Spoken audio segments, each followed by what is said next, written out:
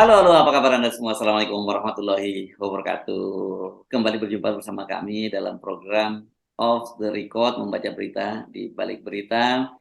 Ini sebuah program yang mengajak Anda untuk mencermati berita-berita di media massa. Anda bisa baca beritanya di media massa, tapi behind the scene-nya, nah, kita ajak Anda ngobrol. Bersama saya, Hersu Beno Arif. Dan saya Gibeta, senang sekali menjumpai Anda hari ini. Hari ini hari Kamis, Mas Ersu. Mhm. Dan seperti biasa, beritanya itu masih panas-panas begitu ya. Yes, yes, yes, yes. Seru gitu. Saya kira tapi yang tetap saja benang merahnya itu adalah soal cawe-cawe dan pernyataan yang tegas dari Pak Jokowi bahwa Mhm. tidak akan netral. Saya kira Mhm. lebih baguslah Pak Jokowi menyatakan terbuka semacam itu daripada menyatakan tidak tapi iya gitu ya. Karena dengan begitu kan dengan Pak Jokowi menyatakan tidak akan netral itu ya publik bisa segera mensikapinya seperti apa gitu terhadap Pak Iya. Jokowi. Saya lihat ada pro kontra tentu saja buat para pendukung Pak Jokowi, ada Mhm. beberapa partai politik yang jadi pendukung Pak Jokowi itu ya menyatakan bahwa Pak Jokowi memang harus cawe-cawe gitu. Tapi ada juga yang tidak menyatakan tidak seperti itu gitu ya. Dan kalau bicara soal cawe-cawe ini kan makin jelas gitu ya, apa sebenarnya yang disampaikan yang diinginkan oleh Pak Jokowi. Apalagi kan kemudian itu kan muncul ya Mbak, muncul dalam Mhm. istilah cawe-cawe itu muncul dalam pertemuan dengan pimpinan Ya. redaksi sejumlah media massa dan Mhm. beberapa konten kreator gitu ya. Mhm. Yang rame pada waktu itu memang soal cawe-cawe dan tidak akan netral. Tapi mengapa presiden harus cawe-cawe dan mengapa tidak akan netral itu belakangan juga udah mulai mulai muncul juga ya pernyataan-pernyataan mengapa presiden bersikap seperti itu gitu ya Mbak ya.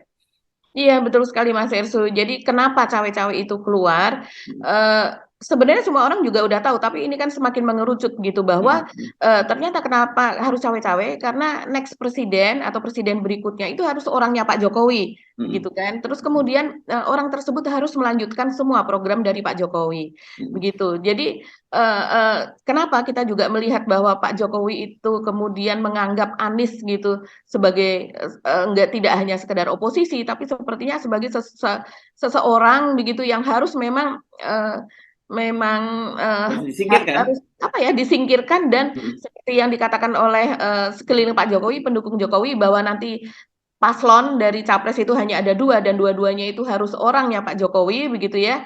Nah itu adalah itu begitu melanjutkan program Pak Jokowi. Jadi tidak ada keraguan dari pihak Pak Jokowi begitu.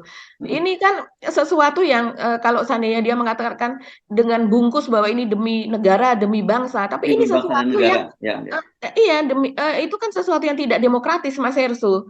Mhm. Masa next presiden juga harus diurus oleh presiden sebelumnya begitu. Program-programnya sudah ditentukan sebelumnya. Kan tentunya setiap periode itu ada masa evaluasinya. Ada sesuatu yang baik diteruskan, kalau tidak baik itu tidak diteruskan. Pak Jokowi sendiri juga harus tahu bahwa di sekelilingnya itu banyak kasus korupsi, banyak ya penyimpangan-penyimpangan. Masa itu diteruskan juga yang ada penyimpangan kayak begitu gitu. Iya, iya, iya.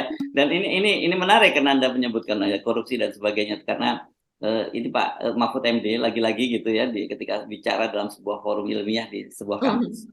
tinggi ilmu filsafat ya di Mhm. Ladonero di NTT itu kan menyinggung kembali soal itu bagaimana korupsi yang di seluruh kehidupan mulai di eksekutif, legislatif dan juga di yudikatif ya. Ini Mhm. bukan hal yang baru, tetapi juga ini semakin mengkonfirmasi kepada kita apa yang sesungguhnya terjadi kan begitu ya Mbak ya. Mhm. Mari Iya. kita bahas soal tadi itu ya. Kenapa sih Mhm. Pak Jokowi ingin cawe-cawe dan kemudian intensinya kemana gitu di antara dua capres yang sekarang muncul yakni Prabowo dan Ganjar. Karena Anies betul-betul skip lah sama Pak Pak Jokowi nanti itu kaitannya dengan juga soal posisi berkaitan dengan sidang PK ya, Mhm. peninjauan kembali eee, Mhm. kasus perebutan Partai Demokrat di Mahkamah Iya, Agung gitu ya. betul. Apalagi kemarin Pak Pak, Mahfud juga menyinggung kan soal dia heran gitu ada sekretaris, Mahkamah Agung udah jadi tersangka tapi kok nggak ditahan oleh KPK gitu dan ini kan kemudian yang disebut oleh Denny Indrayana Wakil Menteri Hukum dan HAM yang Mhm. sekarang, berada di Melbourne, Australia, ini Mhm. sebagai, cawe-cawe yang paling nyata dari Pak Jokowi Iya. gitu ya. Mhm. Barter hukumlah antara petinggi-petinggi di Mahkamah Mhm. Agung Mhm. dengan kasus-kasus hukum mereka yang ditangani oleh KPK.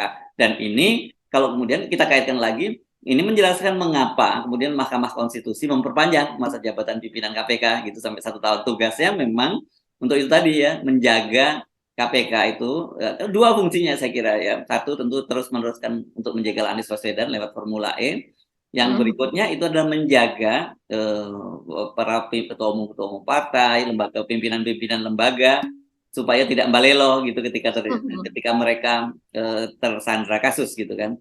Ya, dan ini kemudian itu kaitannya juga dengan Mahkamah Konstitusi dan kemudian ternyata kan Mahkamah Konstitusi juga bagian dari itu. Sekarang jadi nggak salah kalau Denny Indrayana menyebutnya sebagai Mahkamah Konstitusi. Mahkamah Konstitusi itu bagian dari alat pemenangan Pilpres khususnya untuk Pak Jokowi gitu ya. Iya Mas Hersu, jadi belakangan ini kan banyak sekali kejadian yang kontroversial begitu ya. Kalau menyambung itu tadi soal apa MK dan sebagainya juga itu ada kaitannya dengan KPK karena ada kaitannya penjagalan kepada Anies itu ada KPK. Dan kemudian ketika kemarin MK memutuskan bahwa masa jabatan pimpinan KPK diperpanjang dari 4 tahun menjadi 5 tahun itu kan ternyata tidak banyak sekali suara yang tidak menyetujui itu begitu dan kemudian ada juga yang mengatakan kalau seandainya itu pun akhirnya disetujui itu sebaiknya kan untuk periode pimpinan KPK yang akan datang. Bahkan koalisi partai-partai koalisi pendukung Pak Jokowi pun juga menyatakan tidak kesetujuannya dan mereka juga menyatakan bahwa itu sebenarnya bukan wewenang KPK untuk memutuskan soal umur karena itu kan open legal policy yang seharusnya kewenangannya diputuskan di DPR seperti halnya ketika KPK menolak ketika Pak Andika Perkasa, mantan Panglima TNI, meminta agar masa jabatan dari Panglima TNI itu bisa dimundurkan begitu kan. Memang kalau di kepolisian memang 58 tahun itu masa pensiun, tapi pada mereka yang memiliki profesi apa ya keterampilan khusus, profesional skill khusus begitu yang dibutuhkan oleh Polri kan bisa naik menjadi 60 tahun. Itu yang diminta oleh Pak Andika Perkasa dan tidak dikabulkan oleh MK ketika itu dengan alasan bahwa itu bukan kewenangan MK, itu akan dikembalikan silakan diputuskan di DPR begitu karena itu kewenangan DPR beserta pemerintah sebagai pembuat undang-undang. Tapi kenapa soal usia begitu usia pimpinan KPK kemudian diputuskan usia, apa masa jabatan? Masa jabatan, ya masa jabatan yang tadi 4 tahun menjadi 5 tahun itu dikabulkan gitu kan soal umur juga sama-sama soal umur seperti usia pensiun itu tadi Mas Hersu. Jadinya ini memang Pak Jokowi sekarang tidak hanya banyak sekali yang mungkin dia tidak menyadari bahwa kalau seandainya cawe-cawenya di berbagai lembaga itu begitu ya tentunya akan disetujui secara otomatis oleh para partai koalisi. Tapi ternyata kan tidak. Seperti kemarin 8 partai koalisi yang tadinya ada gugatan begitu di MK soal sistem pemilu yang terbuka menjadi tertutup walaupun di belakang itu kita melihat jejaknya adalah PDIP begitu ya, tidak langsung kepada Pak Jokowi begitu. Tapi artinya di situ ternyata tantangan dari partai-partai koalisi pemerintah itu ternyata juga nyata begitu Mas Hersu. Mereka juga punya kepentingan sendiri-sendiri dalam hal ini kan. Oke, sebelum kita bahas soal cawe-cawe tadi dan apa motif cawe-cawenya itu karena ini lebih sekarang ini kalau tadinya kan banyak teman analisis tapi sekarang menggunakan kalimatnya Pak Jokowi sendiri ya. Kita akan analisis seperti itu. Kita penting mengingatkan apa yang Anda singgung tadi itu Mbak ya. Karena kan ini kita tahu desain untuk dua calon presiden ini desain awal dari Pak Jokowi dan itu sudah mulai dibangun dengan membuat koalisi yang sangat gemuk di DPR gitu ya. Dengan koalisi yang sangat gemuk di DPR itu kan sebenarnya sejak awal kan sekarang ini koalisi pemerintah di DPR itu 81,9%.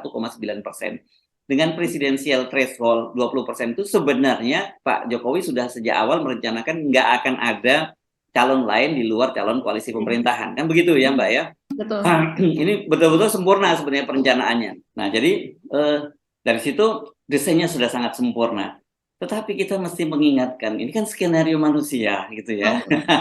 Skenario langit itu beda dan itu kita mesti ingatkan tugas skenario langit itu nggak bisa dilawan. Kenapa saya sebut skenario langit? Kita mana bisa pernah membayangkan tiba-tiba Nasdem gitu yang juga selama 2 periode menjadi pendukung Pak Jokowi dan salah satu pendukung garis keras nih dan Pak Surya Paloh itu kan punya hubungan yang sangat dekat dengan Pak Jokowi seperti kakak beradik gitu mereka menyebutnya kan tiba-tiba membelot dan memilih mendukung Anies Baswedan itu kan sebenarnya nggak masuk akal dari sisi ini ya dan kemudian risikonya luar biasa besar kan risiko yang diambil oleh Pak Surya Paloh ini ya. Kemudian siapa menduga gitu, kemudian Ibu Megawati ternyata mengambil alih Ganjar Pranowo, orang yang figur yang sudah disiapkan untuk menjadi menggantikan Pak Jokowi gitu ya.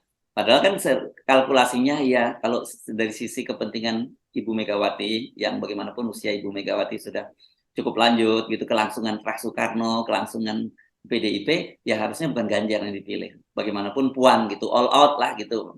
Kan Puan misalnya bisa dititipkan pada Pak Prabowo atau apa kan kira-kira gitu bisa ketimbang milih Ganjar kan jauh lebih aman. Kalau ini kan loss betul Ibu Megawati dengan memilih Ganjar Pranowo itu kan harga yang harus dibayar mahal, terahnya hilang gitu, dan kemudian juga kalau Ganjar terpilih itu kan akan 2 periode ya, 2 periode itu ya peluang Puan itu pasti tertutup lah 10 tahun yang akan datang. Sekarang aja nggak bisa, apalagi 10 tahun yang akan datang gitu kan. Yang berikutnya yang itu ada saat disebut masih banyak yang lain contoh yang soal proporsional terbuka tertutup ini kan sejak kenapa sekarang justru partai-partai itu melawan juga kan, dan kita tahu ini pasti kalau tetap bagian dari skenario istana gitu, karena bisa jadi karena Pak Jokowi ingin semacam barter lah dengan Ibu Mega atau semacam mengajuk hatinya Ibu Mega dengan mendorong MK untuk mengabulkan itu kan, bisa seperti itu analisisnya Mbak ya. Jadi ya saya kok percaya bahwa skenario seluar biasa skenario Pak Jokowi itu kalau kemudian melawan skenario langit itu bisa bisa mental juga akhirnya. Mari kita lihat, kita saksikan apakah kali ini memang skenario langitnya seperti itu atau skenario Pak Jokowi yang akan menang gitu. Nah, mari kita ini saya cuma melanjutkan sedikit pembicaraannya, nggak sedikit ya, agak panjang karena penting ya pernyataan Mbak Agi. Mari kita bicara soal mengapa Pak Jokowi cawe-cawe. Setidaknya saya menyimak ada salah satu yang hadir di sana yang memberikan penjelasan apa sih konteks utuh dari pernyataan Pak Jokowi itu, karena sampai sekarang itu ternyata kan videonya itu tidak diunggah oleh YouTube-nya Sekretaris Presiden ya. Bahkan yang muncul itu adalah justru klarifikasi dari Bey Mahmudin ya, Deputi protokol dan media di istana. Jadi artinya sebenarnya kita lihat itu apa yang disampaikan oleh Pak Jokowi itu dianggap berbahaya oleh istana sehingga videonya tidak dimunculkan gitu. Iya betul sekali. Jadi memang pembicaraan pertemuan Pak Jokowi itu dengan para jurnalis dan kemudian oleh para konten kreator gitu ya. Konten kreatornya juga dipilih yaitu Akbar Faisal dan Helmi Yahya. Ya, Helmi Yahya betul ya Mas Hersu. Karena memang PSI ya, kader baru PSI ini ya. Kader baru PSI, karena memang Helmi Yahya ini sekarang menjadi kader PSI untuk nyalek begitu ya lewat PSI, dan kemudian karena mungkin dianggap sebagai orang penting dia pun kemudian mendapatkan jabatan di DPP PSI begitu. Dan selain itu juga Akbar Faisal, kita tahu Akbar Faisal ini tadinya dari Nasdem begitu ya, salah satu caleg yang kemudian memang tidak terpilih begitu. Saya rasa dia sudah keluar mungkin dari Nasdem ya Mas Hersu. Saya nggak tahu, karena dia masih selalu menyebut ketika Nasdem waktu itu masih belum mengusung Anies, dia selalu menyebut bahwa saya ini partai saya mendukung pemerintah. Dia selalu menyebutnya itu. Tapi sekarang saya nggak tahu. Iya, terus kemudian satu lagi yaitu Ari Putra dari Total Politik ya, co-foundernya Total Politik, atau selama ini kita lihat sebagai host dari program tersebut gitu. Total Politik ini terafiliasi dengan Detik ya. Nah, kemudian memang lebih banyak ini apa yang ada diungkap di sana kalau sepotong-sepotong itu adalah dari Pak Karni Ilyas ya, dari TV One sebagai Pemret. Kemudian juga dari Yoga yang dari Kompas.com, Kompas TV kalau tidak salah, itu salah satu pimpinan dari Kompas TV begitu kan, kemudian menuliskan apa saja yang perkataan Pak Jokowi sampai 7 kali lebih begitu ya, minimal 7 kali dia ngomong soal cawe-cawe segala macam. Kalau setiap kali dia mengatakan sesuatu, dia mengatakan saya akan cawe-cawe di sini, terus kemudian dia menjelaskan sesuatu, dia mengatakan juga bahwa ini harus dia akan cawe-cawe, dan sempat juga kalau menurut Ari Putra dia mengatakan saya tidak akan netral, dia mengatakan seperti itu Mas Hersu. Dan kita melihat apa yang ini kan hubungannya dengan kalau Ari Putra ini yang kemudian diunggah adalah soal dia bicarakan soal geopolitik ya. Jadi Pak Jokowi membicarakan soal geopolitik yang dan dia merasa punya hubungan personal begitu ya sebagai kepala negara memiliki hubungan personal dengan Zelensky, terus kemudian dengan Putin, kemudian dengan Xi Jinping begitu. Tapi hubungan sementara untuk Joe Biden dia rupanya terhalang oleh ring satunya Joe Biden seperti itu. Dia menceritakan soal itu. Nah, ini menarik sekali kalau dari sini kita bisa melihat bagaimana psikologi Pak Jokowi begitu ya Mas Hersu dalam hubungan internasional itu seperti apa sehingga Pak Jokowi kalau saya rasa kenapa Pak Jokowi menginginkan program-programnya yang akan datang itu harus diteruskan semuanya begitu kan oleh next presiden oleh presiden berikutnya itu antara lain adalah saya rasa karena dia merasa bahwa semua programnya itu memang bagus Mas Irsu untuk diteruskan begitu ya. Nah, dan dia menyatakan bahwa ini momentum Indonesia menjadi negara maju kan begitu itu Ya, betul. dan kemudian kata dia dia sudah menyatakan bahwa ini dia bicara soal kabinet yang akan datang, bicara soal Betul. siapa kepala atau presiden berikutnya yang akan meneruskan program dia. Mari kita bahas setidaknya dua topik ini ya Mbak ya. Pertama soal hubungan internasional, geopolitik global itu. Saya agak terkejut ketika Pak Jokowi bicara soal geopolitik global karena padahal banyak sekali pengamat dan dunia internasional juga melihat bahwa Pak Jokowi ini adalah tipikal figur yang inward looking gitu ya, yang fokus Awkward. hanya ke dalam. Jadi dia nggak cukup paham dengan geopolitik global itu. Dan saya kira ini terkonfirmasi. Kita masih ingat kan ketika Pak Yusuf Kala masih menjadi wakilnya Pak Jokowi ya, itu periode pemerintahan 2014-2019. Itu kan setiap kali ada sidang umum PBB ya General Assembly ya itu biasanya sebagai sidang umum PBB itu Pak Jokowi tidak pernah hadir dan selalu mewakilkan ke Pak Yusuf Kala. Dan pada waktu itu pada pidato terakhir itu tahun 2020 saya lupa pokoknya terakhir lah periode terakhir Pak JK dia menyatakan dia berharap bahwa harusnya Pak Jokowi itu bisa hadir kata Pak Yusuf Kala kan begitu. Kenapa? Karena kata dia walaupun diwakili oleh dia itu beda kalau dengan hadirnya seorang presiden dengan seorang wakil presiden. Dia memberi contoh sederhana saja. Kata dia begini, itu ada protokoler bahwa semua yang pidato yang paling awal itu kesempatan awal itu adalah presiden. Meskipun presiden itu negara kecil lah, katakanlah seperti Fiji atau Nauru atau apa gitu. Pak Yusuf Kala terpaksa ya harus di belakang setelah presiden-presiden dari negara-negara yang mungkin sering orang sebut sebagai banana republik begitu ya. Bukan maksudnya menghina, ini semacam idiom saja gitu bagaimana negara-negara kecil itu ya.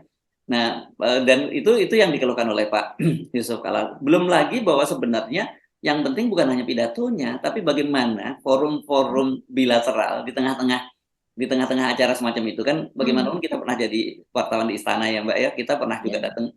Saya setidaknya 3 kali saya hadir di sidang umum PBB itu dan lupa saya persisnya berapa kali termasuk waktu Pak SBY pun ketika beliau tidak jadi Pak SBY menjadi presiden dan saya tidak lagi di istana, saya masih sempat hadir ke New York untuk menghadiri sidang umum PBB yang dihadiri oleh Pak SBY. Itu banyak sekali pertemuan-pertemuan bilateral Mbak. Oh banyak sekali Ya untuk banyak disusun pertemuan ya betul. bilateral dan itu yang paling penting justru ketemu, mingle, ngobrol dengan kepala negara dalam suasana informal begitu. Dan saya kira dalam forum semacam ini Pak Jokowi bisa tuh ngobrol dengan Pak Biden kalau mau ya, kalau Pak Jokowi mau kan itu. Nah itu makanya saya terheran-heran ketika Pak Jokowi bicara soal geopolitik global gitu karena waktu itu ditanyakan kan kenapa sih Pak Jokowi tidak pernah hadir dalam sidang umum PBB. Dan baru Pak Jokowi itu ada sejarahnya sih mencatat Pak Jokowi pidato dalam sidang umum PBB itu pertama kali itu ada ketika masa COVID tahun 2020 ya awal ya. Iya. Itu karena pidato Pak Jokowi tidak harus hadir, dia merekam saja pidatonya direkam dan kemudian diputar ketika giliran Pak Jokowi pidato. Jadi sekali itu saja. Jadi kalau Pak Jokowi kemudian bicara geopolitik global kan Pak Jokowi dikenal sebagai seorang yang inward looking.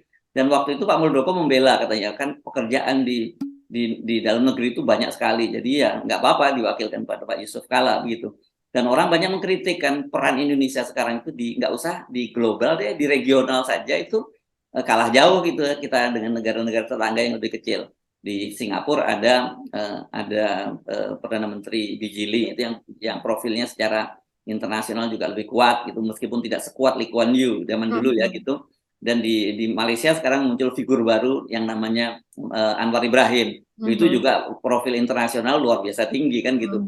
Padahal dulunya meskipun dia di Malaysia itu ada Mahathir, ada Lee Kuan Yew, ini tokoh top semua ini ya di level, bukan level regional dan level internasional.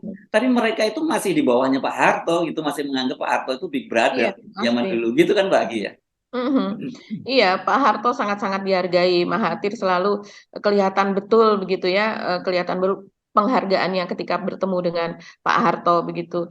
Dan ya memang apa yang terjadi di internasional itu kan seringkali ketika Pak Jokowi hadir di pertemuan-pertemuan tersebut, kemudian yang rame itu adalah bukan soal apa hasil dari pertemuan tersebut, tapi lebih kepada misalnya interaksi bilateral Pak Jokowi dengan para tokoh-tokoh presiden atau perdana menteri begitu, yang kemudian misalnya pernah pada waktu itu Pak Jokowi berbicara dengan Trump ketika presiden Amerika masih dijabat oleh Donald Trump, kemudian Pak Jokowi membawa secari kertas dan Trump itu terlihat ya ketawa-ketawa seperti itu, kita tahu karakternya Trump. Itu malah justru rekaman itu yang rame begitu Mas Hersu, dan bukan isi dari pembicaraan tersebut begitu kan. Pak Jokowi antara lain mengatakan bahwa Trump memiliki banyak fans di Indonesia, pada sesuatu yang tidak perlu gitu loh, tidak signifikan.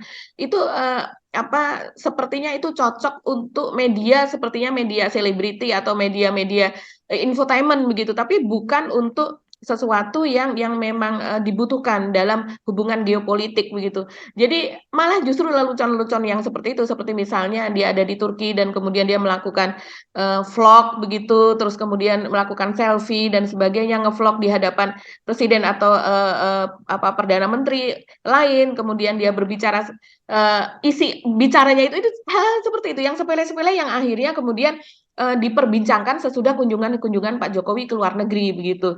Dan tapi Mas Hersu, kalau yang saya lihat Indonesia memang agak lain Mas Hersu. Justru itu yang kemudian menjadi battle, menjadi war gitu ya di media sosial. Sesuatu yang kemudian itu malah justru membuat orang yang ya mungkin karena saya tidak tahu karena tingkat pendidikan ataukah karena pendidikan politik begitu ya, atau pengetahuan politik masyarakat kita yang memang masih tidak terlalu maju begitu, tentang mereka belum begitu mengetahui hak-haknya itu apa saja yang harus diperjuangkan oleh Pak Jokowi begitu kan, hak di dalam negeri maupun di luar negeri, apa yang seharusnya dipenuhi oleh pemerintah dan sebagainya. Tapi justru sesuatu yang tidak penting begitu ya, gimmick-gimmick dari Pak Jokowi itulah yang disukai. Memang hal-hal seperti itu yang misalnya terus kemudian ketika habis Pak Jokowi melakukan pertemuan misalnya bilateral ataukah itu berupa dalam forum tertentu, G20 ataukah itu G7, itu malah justru itu gimmick-gimmick yang seperti itu yang misalnya misalnya G20 di Bali kemarin begitu. Itu lebih kepada wah pertunjukannya bagus sekali begitu kan. Terus kemudian itu megah, belum pernah ada G20 di tempat lain yang semegah itu. Terus kemudian bagaimana kepala negara satu persatu mendatangi Pak Jokowi yang sudah ada di ujung, dia menanti protokoler seperti itu, bagaimana karpet merah digelar apa dan sebagainya, itu lebih mewarnai pertemuan tersebut dan bukan esensi dari pertemuan itu sebetulnya apa gitu. Kita mendapatkan keuntungan apa?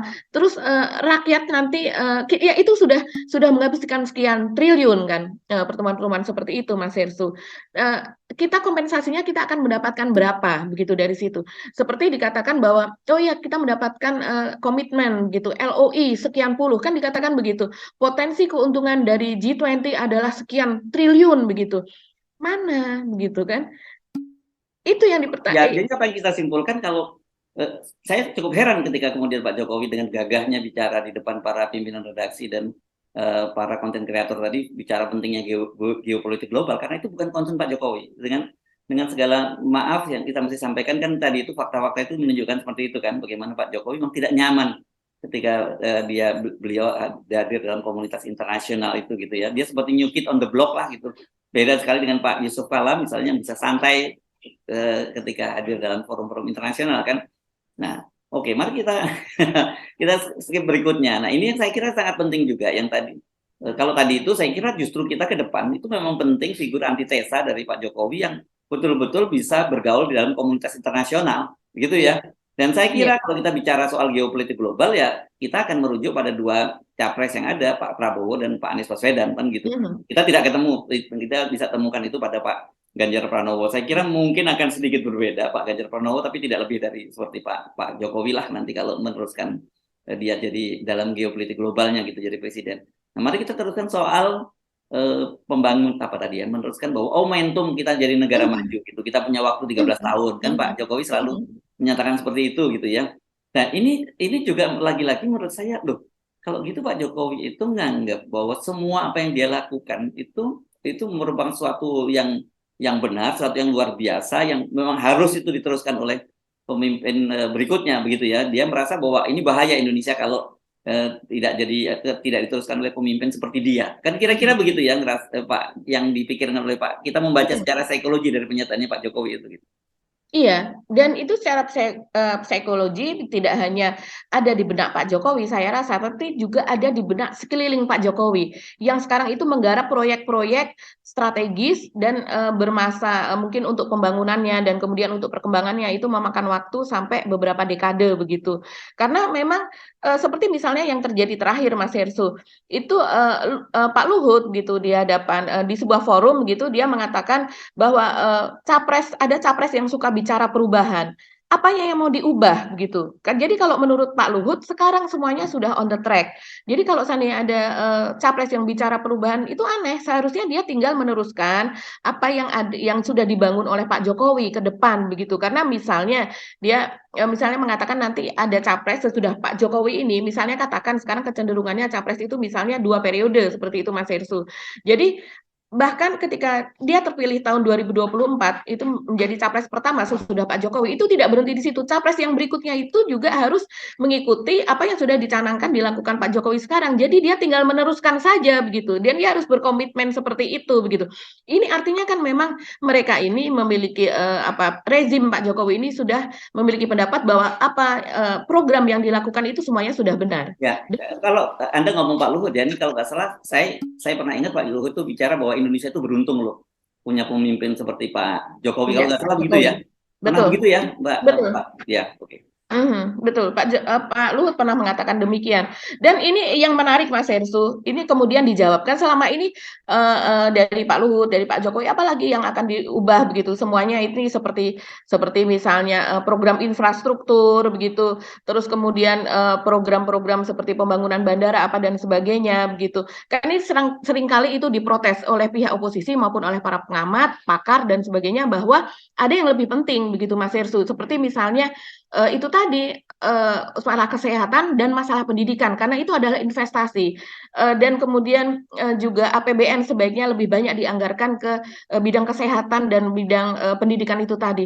Kita melihat semua negara, di negara manapun yang sekarang sudah maju, mereka berinvestasi sangat-sangat besar di bidang pendidikan dan kesehatan.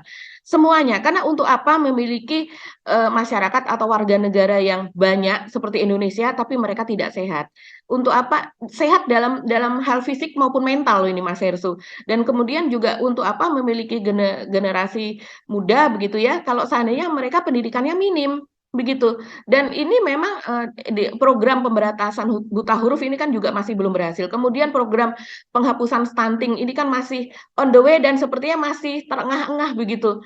Nah, yang dimaksud Pak Jokowi 13 tahun itu adalah soal bonus demografi. Bonus demografi di mana usia aktif dari penduduk Indonesia itu jauh lebih besar daripada usia lansia atau usia anak-anak yang lahir, bayi-bayi yang dilahirkan. Jadi nanti akan ada usia usia aktif begitu, usia produktif lah dari penduduk Indonesia itu yang sangat besar sekali. Nah, ini yang dimaksud oleh Pak Jokowi, tapi bagaimana itu bisa tercapai kalau seandainya pendidikannya di tingkat bawah sekali ya, seperti stunting dan kemudian, apa namanya, pendidikan untuk kepastian untuk dia misalnya minimal itu misalnya sarjana, bukan lagi minimal itu SMA, tapi minimal itu sarjana, itu masih masih jauh dari harapan Mas Hersu. Nah, kemudian ini yang menarik, yang terakhir ini saya lihat kemarin, jawaban dari, adanya perubahan begitu ya, dari koalisi perubahan ini terutama ya, yang menginginkan adanya program perubahan itu kan dipersoalkan oleh, Pak Luhut gitu, apanya yang mau diubah begitu, dan ternyata ini ada jawaban dari jubir Anies yaitu Surya Chandra. Jadi Surya Chandra ini kan mantan kader PSI dan juga mantan Wamen atau Wakil Menteri Agraria dan Tata Ruang ya ATR begitu. Dan kemudian dia ketika itu digantikan oleh Raja Juli Antoni sekarang. Nah, Surya Chandra ini kemudian setelah sudah tidak menjadi Wamen, dia kemudian keluar juga dari PSI dan dia mengatakan bahwa dia akan membantu Anies untuk kedepannya. Pada waktu itu Anies belum menjadi capres ya, bahkan masih belum tahu partai mana yang akan mengusung dia.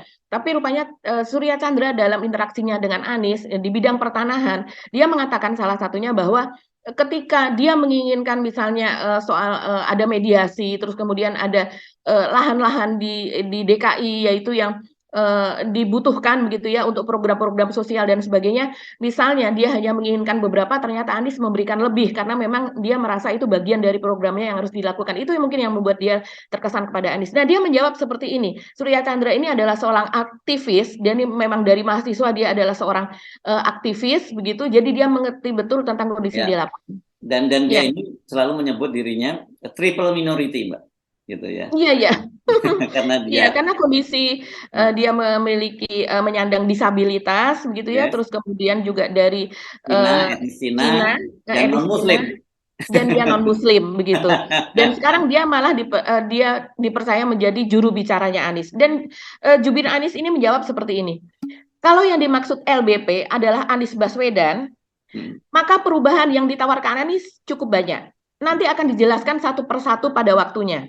Nah, tapi sebelum Anies menjelaskan, dia mengatakan bahwa hal pertama yang akan diubah, yakni tidak adanya pengambil kebijakan ekonomi yang juga merupakan pengusaha. Oh, ini nampol banget ya Mas Hersu. Hal itu untuk mencegah konflik kepentingan, blunder kebijakan, dan blunder anggaran negara yang merugikan rakyat. Atau blunder keuangan negara yang merugikan rakyat. Dan yang kedua, pembagian tugas di pemerintahan termasuk dengan wakil presiden akan dilakukan secara kolaboratif, perencanaan dan pelaksanaan pembangunan dibangun atas dasar sinergi dan keberlanjutan.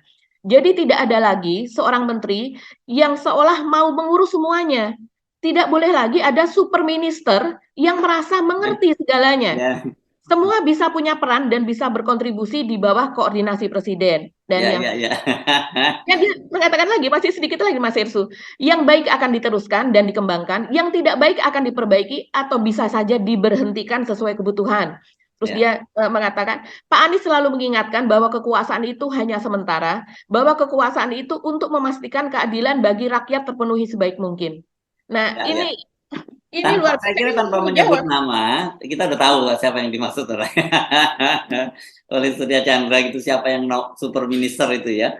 Iya, Oke. iya. Ya, ya. Dan ini juga menjelaskan bahwa ini program nantinya. Makanya kenapa Pak Jokowi seperti kata Mas Hersu sangat-sangat seperti takut begitu ya kalau seandainya dia merasa harus cawe-cawe itu tadi begitu, memastikan bahwa presiden berikutnya adalah orangnya. Begitu adalah karena ini, karena Enggak, memang tapi akan saya kira gini, Mbak, dari pernyataan Pak Jokowi itu kan, kalau selama ini kita selalu bicara bahwa oh, Pak Jokowi itu kenapa ingin terus cawe-cawe atau tidak akan netral, itu karena satu, ingin menyelamatkan dinastinya gitu ya. Yang betul. kedua, ingin memastikan proyek-proyeknya berjalan.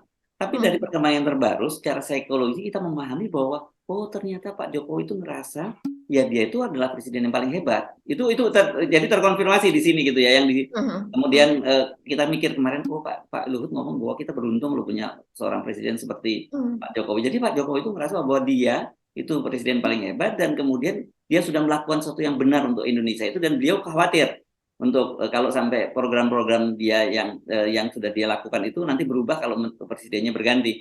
Ini ada sisi positif dan negatifnya di sini. Positifnya kalau betul gitu ya, bahwa itu memang program beliau bagus.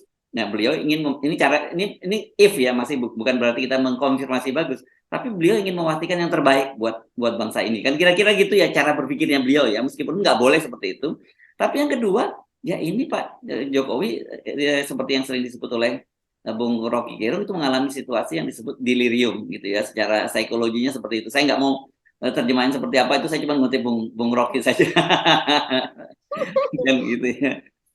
Iya, kalau saya melihat juga seperti itu ya Mas Hersu, dari berbagai perkataan Pak Jokowi begitu kan, dia merasa tapi kan begini ya, sepertinya ada pemujaan yang terlalu besar terhadap Pak Jokowi yang dilakukan oleh sekelilingnya. begitu. Kalau kita melihat dulu Mas Hersu, seperti misalnya sekeliling dari Pak Harto begitu ya, teknokrat-teknokrat itu, mereka profesor, mereka juga, mereka akademisi apa dan sebagainya.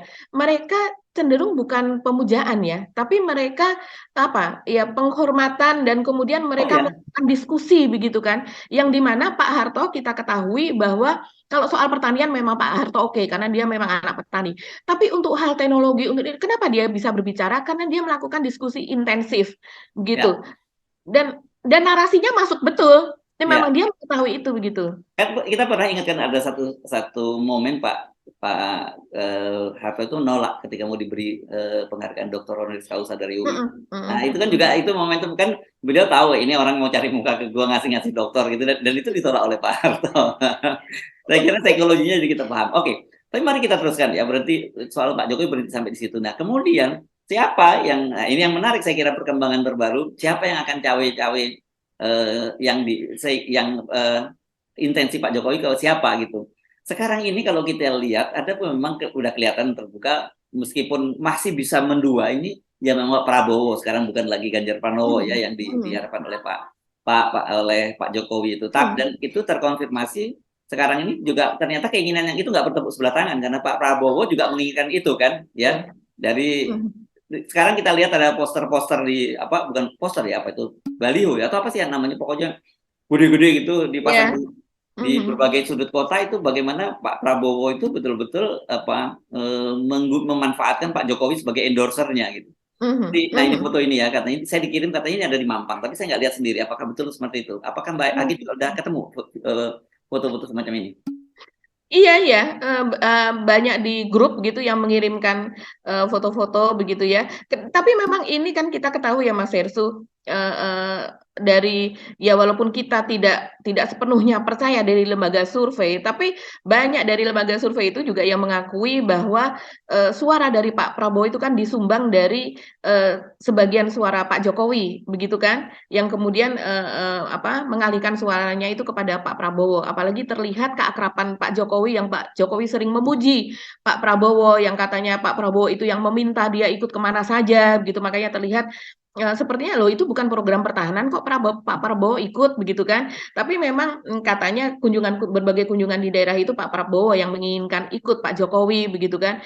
Dan kemudian Pak Prabowo juga sering mengatakan bahwa Pak Jokowi adalah guru dia, begitu ya. Saya tidak tahu apakah Pak Prabowo ini memang memahami, psikologinya Pak Jokowi sehingga memanfaatkan itu, bahwa Pak Jokowi ini kalau seandainya disanjung itu terlihat ya kita melihat di sekelilingnya Pak Jokowi itu kan banyak yang menyanjung-nyanjung begitu ya, saya rasa mereka mereka kurang apa ya, kalau seandainya menyampaikan kritik begitu, mungkin mereka takut kalau seandainya tidak partai koalisi ini kan memang apa, kalau saya rasa kelemahannya adalah mereka mencari muka begitu Mas Hersu. Eee, Tergabungnya banyak partai seperti ini adalah mereka selalu mencari muka melebihi yang lain, seperti yang dilakukan oleh PAN, oleh Padahal Zulhas. ini penerawangan dari jauh ya sebenarnya ya. Ya, Saya lihat sebenarnya harusnya Pak Jokowi itu bukan tipikal yang orang seperti itu ya, yang senang dipuji-puji gitu ya. Ini impresi saya saja gitu. Saya tidak mhm, cukup banyak berinteraksi dengan Pak Jokowi. Saya pernah berinteraksi cukup intensif ketika beliau jadi wali kota di Solo gitu. Dan kesan mhm, saya sebenarnya beliau bukan orang yang sedang dipuji-puji begitu. Tapi kalau tiap hari orang sekitarnya memuji-muji terus, iya, lama-lama orang mhm, juga akan terlena karena memang pujian mhm. hampir banyak orang yang pertama kalau dipuji itu ada yang jengkel sih ramai ini orang mau apa ya muji-muji gua ya pasti ada sesuatu gitu tapi kalau tiap hari lama-lama dia juga pikir oh iya ya ternyata gua hebat seperti yang dipuji orang itu gitu loh mbak saya melihatnya. Iya itu kalau Bang Rocky itu kan selalu me me apa namanya, analoginya adalah seperti seorang raja yang, dia, apa, dikatakan dia memakai memakai jubah begitu ya, padahal dia itu berjalan telanjang begitu ya, dan kemudian dia dikatakan karena, "Oh ini raja memakai jubah yang indah, yang ini apa," dan sebagainya begitu. Itu di komik komik Hans Christian Andersen dari Denmark. Itu saya masa kecil saya membaca itu dan geli gitu ya. Nah, itu mungkin hampir-hampir sama seperti itu ketika, setiap hari dia, mendapatkan pujian-pujian seperti itu dari berbagai macam menteri begitu kan, Dan kita lihat kan memang pemujaan itu nyata, Mas Herssu. Maaf, pemujaan itu kan juga dilakukan oleh Pak Surya Paloh yang sekarang memang menjadi oposisi atau oposan dari Pak Jokowi. Antara lain dengan dia membuat patung dari Pak Jokowi melebihi patung-patung yang lain, patung yang paling besar, patung tembaga yang paling besar dan diletakkan di dalam apa namanya kantor Pak Surya Paloh di Nasdem Tower begitu. Uh, dan kemudian ada yang iseng menanyakan kan bahwa patungnya masih ada nggak sekarang begitu. Jadi dan dan Oke. itu Pak Jokowi tahu persis ketika Nasdem Tower itu diresmikan, Pak Jokowi hadir, dia tahu persis ada patung itu di situ yang pastinya kalau Pak Surya Paloh berkantor dia akan tiap hari. Nah, itu kan salah satu bentuk dalam tanda kutip itu pemujaan yang dilakukan oleh sekelilingnya. Kita Yes, tidak yes. tahu apakah Pak Surya Paloh tidak melihat sisi-sisi kelemahan Pak Jokowi, tapi dia melihat bahwa Pak Jokowi itu memang seseorang yang langka begitu ya, tampaknya seperti sampai dibuatkan patung seperti itu begitu. Jadi walaupun sekarang kemudian Pak Surya Paloh sudah berbalik begitu, tapi saya rasa di sekelilingnya contohnya adalah itu tadi Mas Herssu, Nah, jadi kalau sekarang mungkin pemujaan-pemujaan. kalau lewat kantornya pasti kan ditempatkan di tempat yang strategis dong ya, nggak di. Saya baru tahu nih malah soal patung ini Mbak. Tapi saya menduga pasti ditempatkan di posisi yang strategis gitu dan sekarang terpaksa kalau Pak Surya Paloh lewat situ pasti bilang ampun Bang Jago. Iya, sudah dijawab oleh petinggi Nasdem bahwa patungnya itu tetap ada dan tetap berada di ruang kerja Pak Surya Paloh begitu. Oh, oke. Oh, ruang kerja ya. Ya. Iya. Ya, Mhm. oke. Tapi mari kita fokus tadi ya. Saya kira Oke. ini kelihatan sekali. Ya memang betul. Ya pasti ini mereka ini antara Ganjar Pranowo dan Pak Prabowo itu sekarang sedang berebut berkah limpahan suara dari Pak Jokowi kan. Kita lihat itu kan dari sikap PDIP yang tidak berani keras terhadap Gibran meskipun Gibran sudah melakukan pelanggaran yang Ya. sangat fatal sebenarnya kalau Mhm. seorang kader Mhm. PDIP kan bertemu dengan Mhm. Pak Prabowo bahkan membicarakan soal kemungkinan dia jadi calon wakil presiden kan ini sudah dikonfirmasi oleh Caimin ya. Caimin kan Mhm. menyatakan betul kok Mhm. memang itu di Solo itu membicarakan soal Gibran menjadi calon wakil presidennya Pak Prabowo itu pun nggak Mhm. ditegur dengan keras oleh PDIP dan hanya diberi Mhm. nasihat, diberi masukan, diingatkan bahwa dia seperti gula dengan semut gitu. Jadi Mhm. memang ini mereka berdua ini adalah figur-figur yang sangat berharap mendapat limpahan suara dari Pak Jokowi. Saya Mhm. tahu sih memang Pak Jokowi suaranya ya kalau dari pemilu-pemilu yang lalu itu memang cukup cukup signifikan. Mhm. Dan tetapi Ya. sekarang saya yakin turun meskipun nah kita sekarang jadi paham kenapa kemudian lembaga-lembaga survei itu masih terus mengglorifikasi Pak Jokowi dengan menyatakan tingkat kepuasan publik terhadap kinerja Mhm. Pak Jokowi itu sangat tinggi 80% kan gitu ya. Mhm. Jadi dan Mhm. kemudian itu seperti dikatakan oleh Balil, pokoknya siapa presiden yang mau terpilih harus dekat-dekat dengan Pak Jokowi. Kalau yang Mhm. mau kalau antitesa dari Pak Jokowi ya ke laut saja gitu.